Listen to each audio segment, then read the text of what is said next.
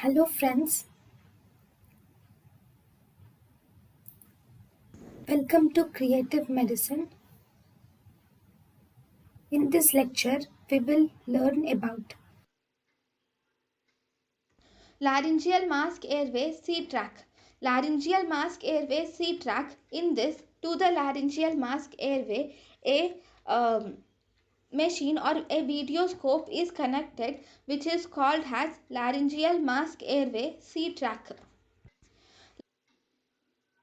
Here this is the laryngeal mask airway and a video scope is connected so that all the intubation technique or everything inside can be visualized with the help of this video scope, so that the intubation will become easier if we do it, or laryngeal mask airway can help in taking the pictures inside also. So this is laryngeal mask airway C Trach.